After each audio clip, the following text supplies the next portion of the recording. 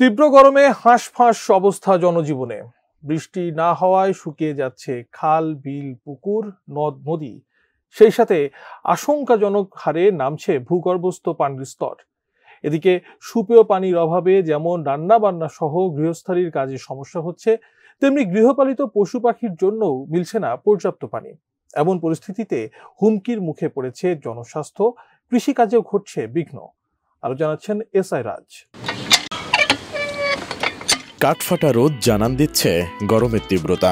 গ্রীষ্মের শুরু থেকেই আশঙ্কাজনক হারে নামতে শুরু করে বিভিন্ন এলাকার ভূগর্ভস্থ পানির স্তর, যা ৩২ থেকে ৩৬ ফুট পর্যন্তও নেমে গেছে।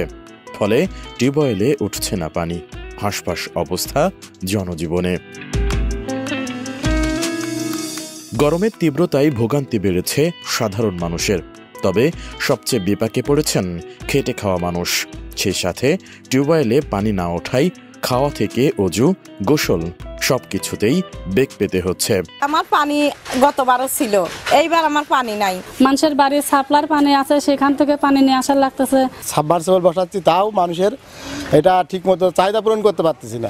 এই লেয়ার না থাকার কারণে ধরেন আমরা ঠিক মতো পানি দিতে পারতেছি না। তাছাড়াও 5টা পাম্প আছে, 2টা পাম্প বন্ধ, অরিজিনালি 3টা পাম্প চলছে। তীব্র তাপদাহে পানি শূন্য জলাশয়, পুকুর, এমনকি নদ নদীও। পানির সংকট এখন সবচেয়ে বড় সমস্যা হয়ে দাঁড়িয়েছে অনেক এলাকায়।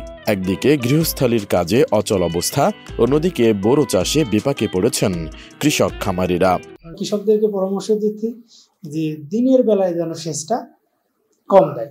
এইটা মানে বিকাল থেকে সন্ধ্যা এবং রাত্রেবেলা সেচটা দিলে এই সেচের পানিটা দীর্ঘ সময় কিন্তু মাটিতে থাকবে। দীর্ঘ সময় ধরে অনাবৃষ্টি, ভূগর্ভস্থ পানির অতিরিক্ত ব্যবহার, অপরিকল্পিতভাবে স্যালো মেশিন দিয়ে পানি তোলা, সেই সাথে পুকুর খালবিল ভরাটের কারণেও এমন পরিস্থিতির সৃষ্টি হয়েছে বলে মনে করছেন সংশ্লিষ্টরা।